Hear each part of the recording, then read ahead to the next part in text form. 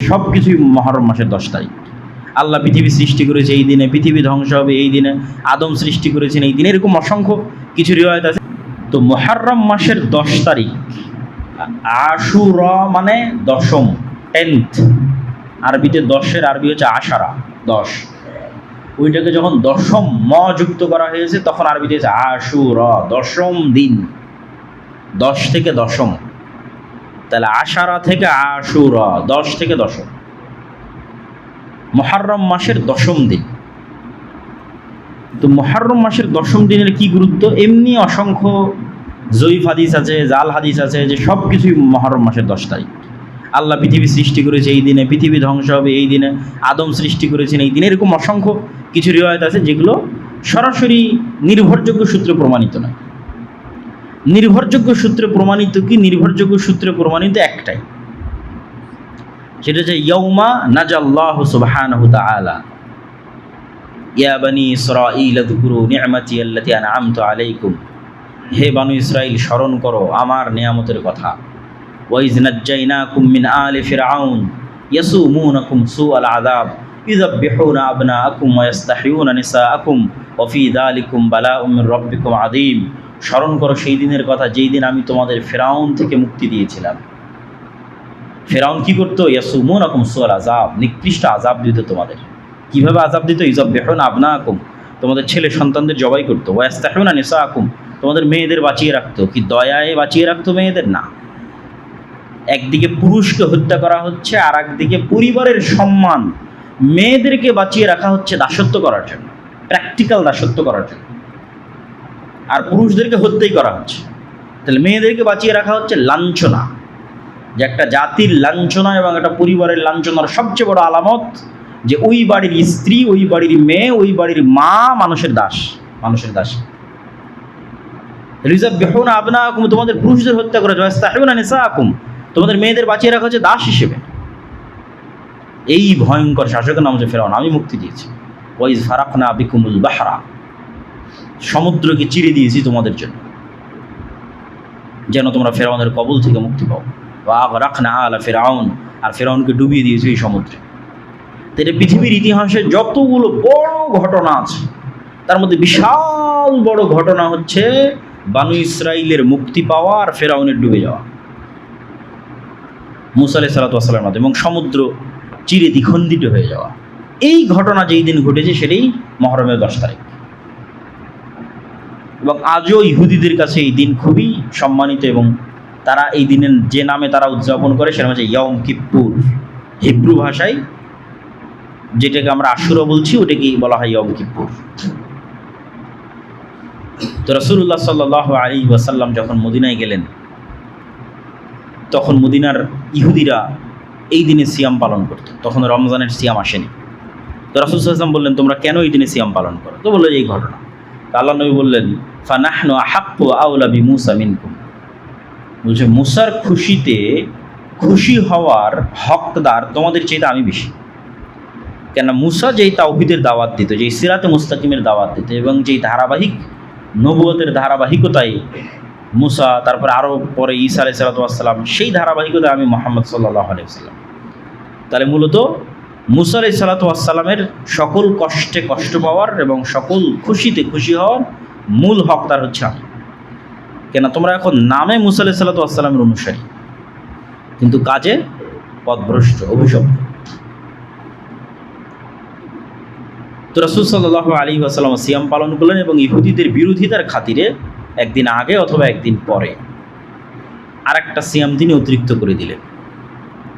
10ম দিনের আগে 9 তারিখ অথবা 10ম দিনের পরে 11 তারিখ, যাতে আহলে কিতাব তথা ইহুদিদের থেকে মুসলমানের ইবাদত একটু হলেও আলাদা হয়। তো রাসূলুল্লাহ সাল্লাল্লাহু আলাইহি ওয়াসাল্লাম দুটো হাদিস, আফজালুস সিয়াম বা'দা রমাদান শাহরুল্লাহিল মুহররম, রমাজানের পরে আল্লাহর নিকটে সবচেয়ে শ্রেষ্ঠ সিয়াম হচ্ছে মুহররম মাসের সিয়াম।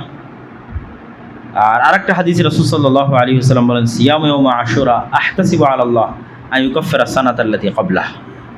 আমরা কিছুদিন পূর্বে আরাফার সিয়াম রেখেছিলাম 1 বছর আগের এবং 1 বছর পরের গুনাহ, আর রাসূল সাল্লাল্লাহু আলাইহি ওয়াসাল্লাম এটাতে বলছেন আশুরাতে 1 বছর পূর্বের গুনাহ। আল্লাহ সুবহানাহু ওয়া তাআলা আশুরার একদিন সিয়ামে মানুষের 1 বছরের পূর্বের গুনাহ ক্ষমা করে দেবেন। কিন্তু দুঃখের বিষয় হচ্ছে এই আশুরাকে নিয়ে আমাদের সমাজে অনেক আকীদাগত বিভ্রান্তি আছে। আর এই বিভ্রান্তির একটা ঘটনাও আছে কাকতালীয়। সেটি হচ্ছে হোসাইন রাদিয়াল্লাহু তাআলা আনহুর মৃত্যু। হাসান এবং হোসাইন রাদিয়াল্লাহু তাআলা আনহুমার প্রতি ভালোবাসা ঈমানের অঙ্গ। আলী রাদিয়াল্লাহু তাআলা আনহুর প্রতি ভালোবাসা ঈমানের অঙ্গ। সকল সাহাবীদের প্রতি ভালোবাসা ঈমানের অঙ্গ। আল্লাহর নবীর পরিবার পরিজনের প্রতি বিদ্বেষ পোষণ করা কাফের হওয়ার আলামত, মুনাফিক হওয়ার আলামত। কিন্তু মুহাম্মদ সাল্লাল্লাহু আলাইহি ওয়াসাল্লামকে যেমন যিশু খ্রিস্টের জায়গায় বসানো যাবে না, ঠিক তেমনি মুহাম্মদ সাল্লাল্লাহু আলাইহি ওয়াসাল্লামের কোনো সাহাবীকেও যিশু খ্রিস্টের জায়গায় বসানো যাবে না। যিশু খ্রিস্টকে তথা ঈসা আলাইহিস সালাতু ওয়াস সালামকে খ্রিস্টানরা কোথায় বসিয়েছে?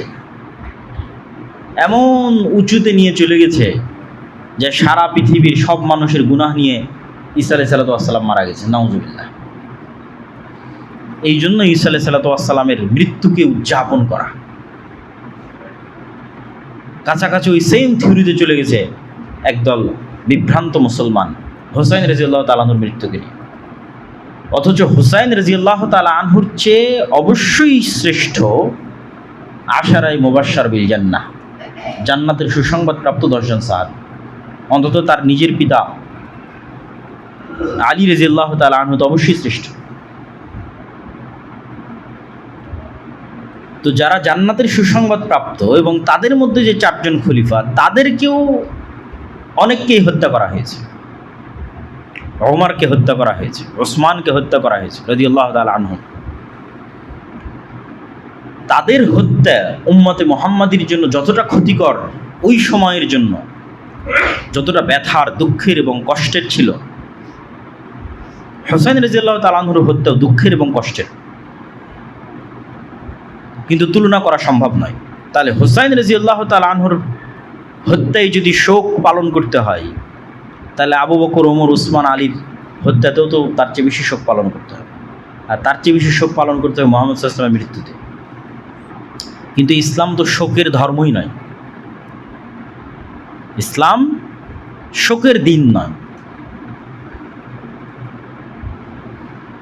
সর্বোচ্চ স্বামীর মৃত্যুতে মানুষ শোক পালন করতে পারে 4 মাস 10 দিন, সর্বোচ্চ। সেখানে যুগ যুগ যাবৎ আমরা একটা বিভ্রান্ত আকীদাকে লালন করে, যেই দিনে মূলত মুসা আলাইহিস সালাতু ওয়াস সালামের মুক্তিতে খুশি হয়ে সিয়াম পালন করার কথা, সেই দিনকে আমরা তাজিয়া মিছিল এবং বিভিন্ন কিছু, এবং আশুরা মুহররমকে, যেটা শরীয়তে ছিল, মানুষ জানেই না যে আশুরা মুহররম মানে মুসা আলাইহিস সালাতু ওয়াস সালামের মুক্তি। সবাই জানে আশুরা মুহররম মানে হোসেন রাদিয়াল্লাহু তাআলা আনহুর হত্যা। এইটা হচ্ছে পলিটিক্স। শিয়া এবং সুন্নিদের যে দ্বন্দ্ব, এটার শুরুটা পলিটিক্স থেকে, রাজনীতি থেকে। এবং গল্প বলাতে যেহেতু তারা বেশি এক্সপার্ট, উপন্যাস লিখতে বেশি এক্সপার্ট পারস্যরা, ফলত হৃদয় বিদারক এই গল্পকে অনেক হাইলাইট করে হৃদয় বিদারক অসংখ্য সাহিত্য তৈরি হয়েছে। বাংলাতেও অসংখ্য সাহিত্য তৈরি হয়েছে এবং এটাকে একটা কালচারে রূপান্তর করা হয়েছে। এবং এটাকে শোক পালন, এই দিনে শোক পালন করাকে এবং নিজের উপর জুলুম করাকে ইবাদত বানানো হয়েছে, যেটার সাথে ইসলামের ন্যূনতম সম্পর্ক নেই।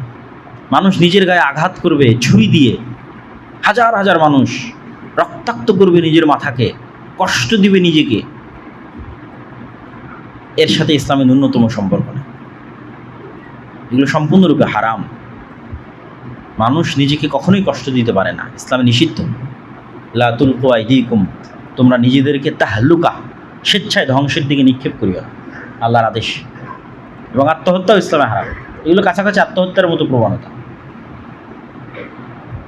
তো এই ধরনের বিভ্রান্ত এবং ভ্রান্ত আকীদা থেকে বের হয়ে এসে আমাদের আশুরা মুহররমের সঠিক আকীদা এবং সঠিক বিশ্বাস লালন করতে হবে। হ্যাঁ, হুসাইন রাদিয়াল্লাহু তাআলা আনহু যেমন আলে বাইতের অংশ, আয়েশা রাদিয়াল্লাহু তাআলা আনহাও আলে বাইতের অংশ। আলী ইবনে আবি তালিব রাদিয়াল্লাহু তাআলা আনহু রাসূল সাল্লাল্লাহু আলাইহি ওয়াসাল্লামের এক চাচা, আবু তালেবের সন্তান। তো রাসূল সাল্লাল্লাহু আলাইহি ওয়াসাল্লামের তো আরও চাচা আছে, আব্বাস ইবনে আব্দুল মুত্তালিব। হামজা ইবনে আব্দুল মুত্তালিব, তাদের সন্তানেরা কই? তাদের সন্তানেরা আলে বাইতের অংশ। আব্দুল্লাহ বিন আব্বাস এবং তাদের পরিবার আলে বাইতের অংশ।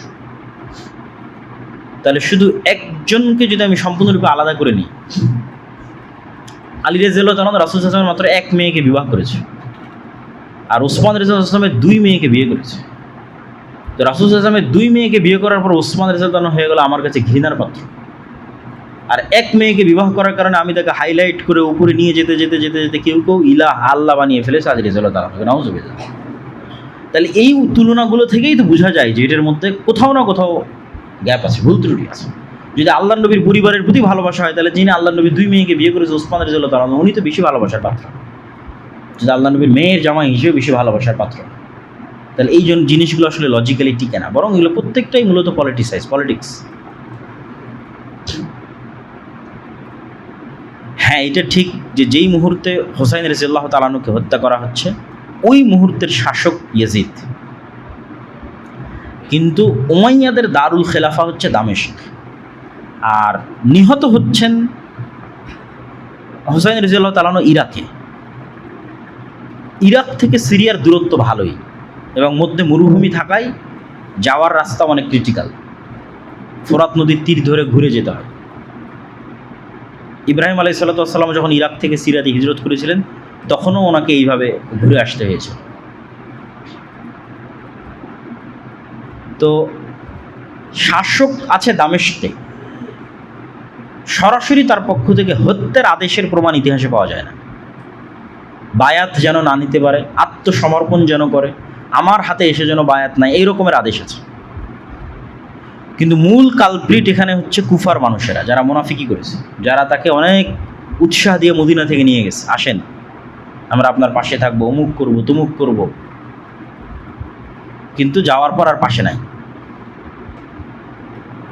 তো মূল কালপ্রিট হচ্ছে আহলে কুফা, কুফার তৎকালীন যারা মানুষ, যারা তাকে দাওয়াত দিয়ে উস্কিয়ে মদিনা থেকে বের করে নিয়ে এসেছে কুফায়, কিন্তু যখন কুফায় এসেছে তখন আর সাথ দেয়নি।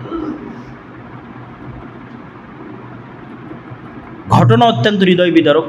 অবশ্যই ইয়াজিদ ইবনে মুআবিয়াকে এতটুকুর জন্য দায় দেওয়াই যায় যে সে হত্যাকারীর কোনো বিচার করেছিল কিনা, এই প্রশ্ন অবশ্যই উত্থাপন করা যায়। এই জন্য আহলুস সুন্নাত ওয়াল জামাতের পক্ষ থেকে শাইখুল ইসলাম ইবনে তাইমিয়া বলেছেন ইয়াজিদ ইবনে মুআবিয়া না প্রশংসার যোগ্য না নিন্দারও যোগ্য। নিন্দা করেও আমরা গুনাহের ভাগিদার হতে রাজি নই, প্রশংসা করেও কেন সে সাহাবী নয়, আলাদা করে তার প্রতি আমাদের কোনো জিম্মেদারিও নাই। কিন্তু এইটার কারণে তার পিতা মুআবিয়া রাদিয়াল্লাহু তাআলা আনহুকে দায় দেওয়া, তখন তিনি পৃথিবীতে নাই, উনি অনেক আগে পৃথিবী থেকে চলে গেছেন। মুআবিয়া রাদিয়াল্লাহু তাআলা আনহু আরেক সাহাবীর সন্তান, যে আবু সুফিয়ান, মুআবিয়া ইবনে আবি সুফিয়ান। আবু সুফিয়ান হচ্ছে আবু জাহালের পরে মক্কার কুরাইশদের নেতা। আবু সুফিয়ান রাদিয়াল্লাহু তাআলা আনহু মক্কা বিজয়ের সময় ইসলাম গ্রহণ করে।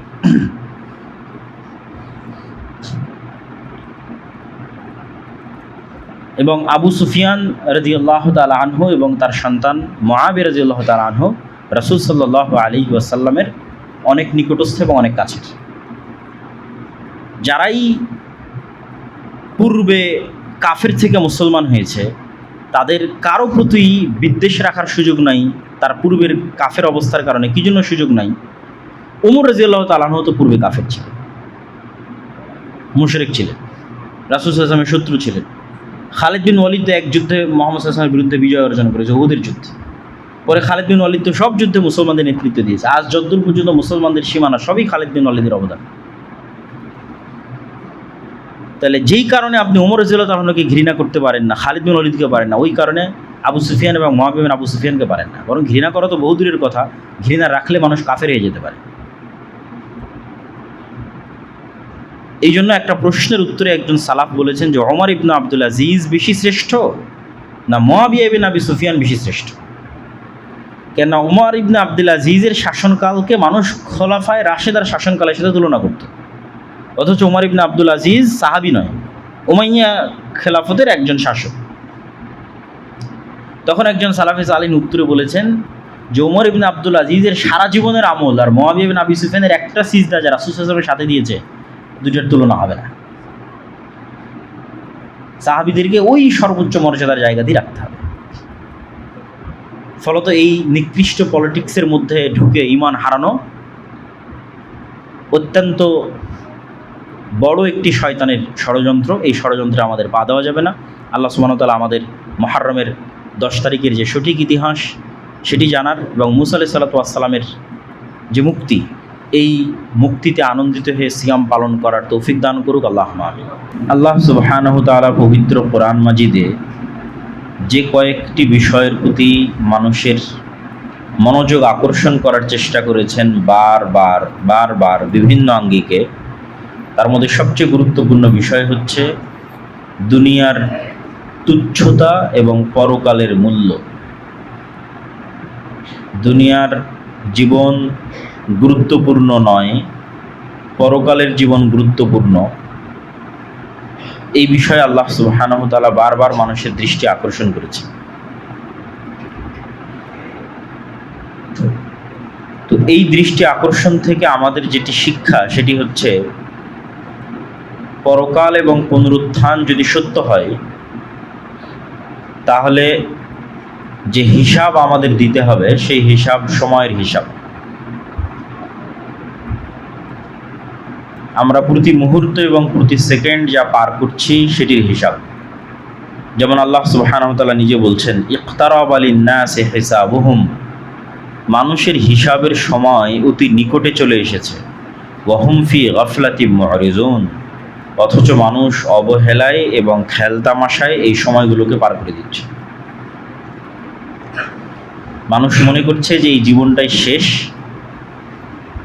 খাওয়া দাও ফুর্তি করো, দুনিয়াটা মস্ত বড়, এবং পৃথিবীর আর অন্য সৃষ্টি জীবের মতো মানুষও হয়তো জিজ্ঞাসার বাইরে থেকে যাবে, হিসাবের বাইরে থেকে যাবে। কিন্তু আল্লাহ সুবহানাহু ওয়া তাআলা মানুষকে অনর্থক সৃষ্টি করেননি। আর আল্লাহর সৃষ্টির এই সার্থকতা সেই দিনই পূরণ হবে যেদিন মানুষের কাজের হিসাব হবে এবং মানুষকে তার প্রতিদান দেওয়া হবে। সেই দিন আল্লাহর এই সৃষ্টি সার্থক হবে। নাহলে আমরা যে মানুষ, আল্লাহর শ্রেষ্ঠ সৃষ্টি, এটি সার্থক হবে না।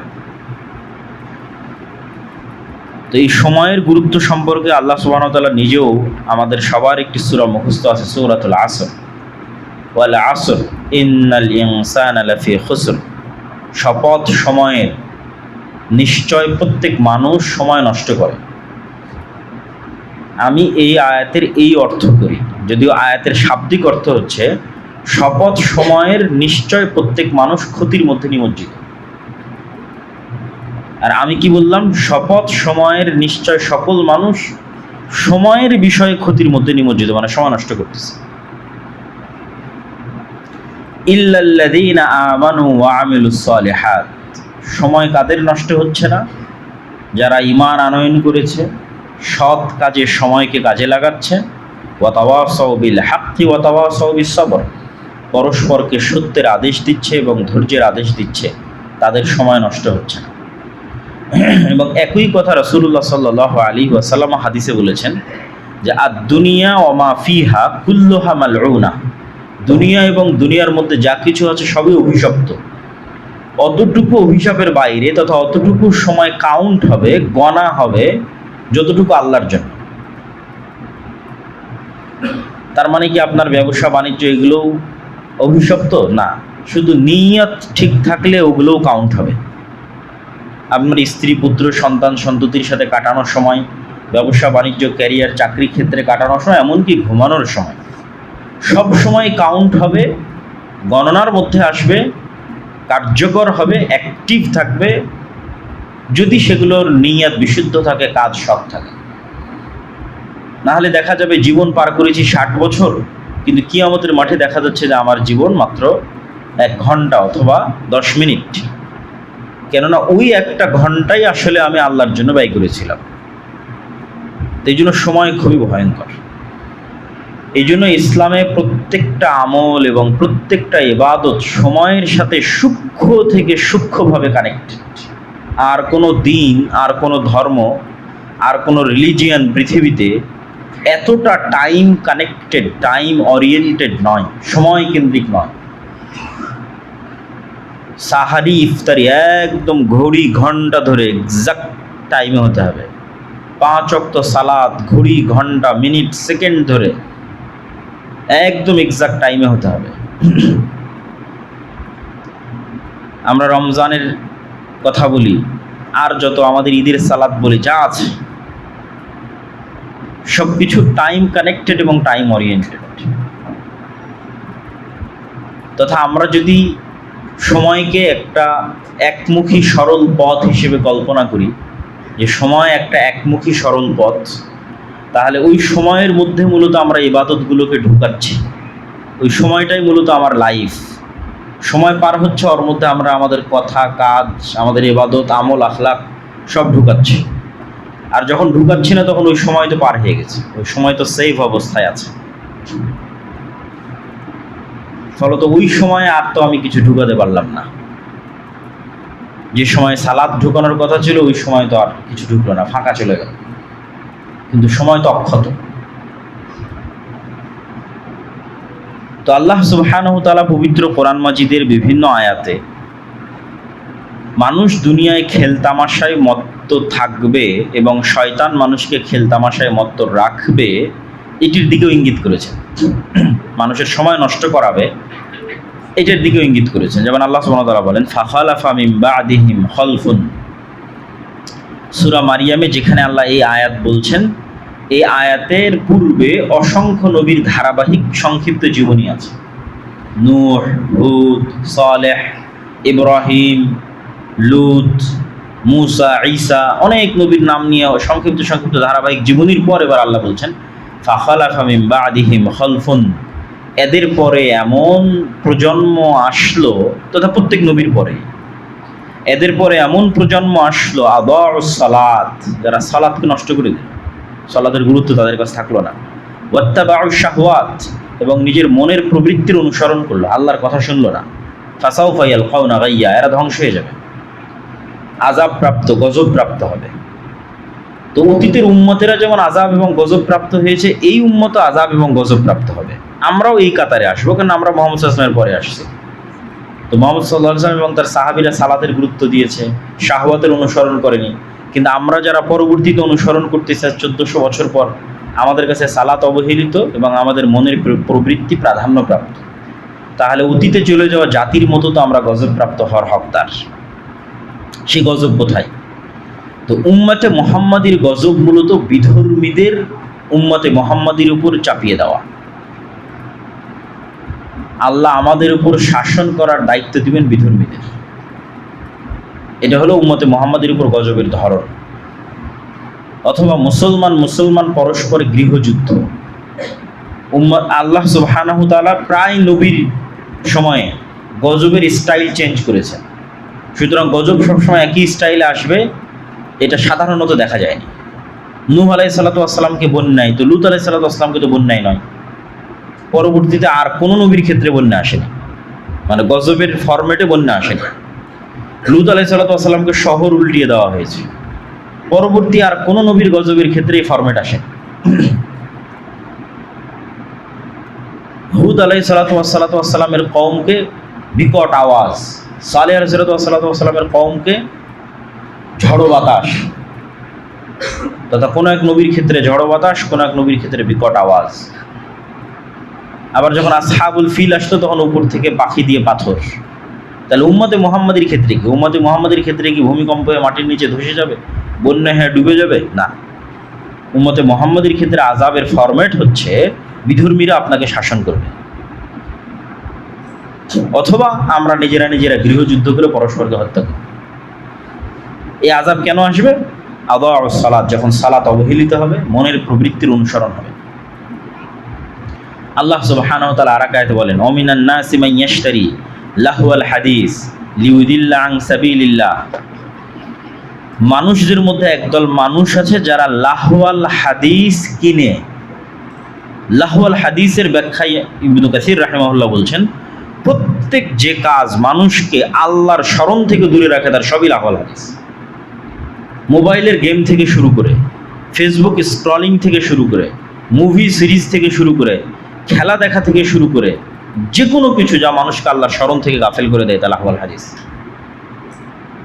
ওমিনান নাসি মান ইয়াশতারি লাহওয়াল হাদিস লিউদিল্লা আন সাবিলিল্লাহ। যারা লাহওয়াল হাদিসে ব্যস্ত হয়ে যায়, বা স্বাভাবিক বাংলা বললে অপ্রয়োজনীয় কথাও কাজে ব্যস্ত হয়ে যায়। মিন হুসনি ইসলামিল মারই তারকু মা লা ইয়ানিহি, একজন মুসলমানের সবচেয়ে ভালো গুণ কি? যা অপ্রয়োজনীয় তা পরিত্যাগ করে দিবে।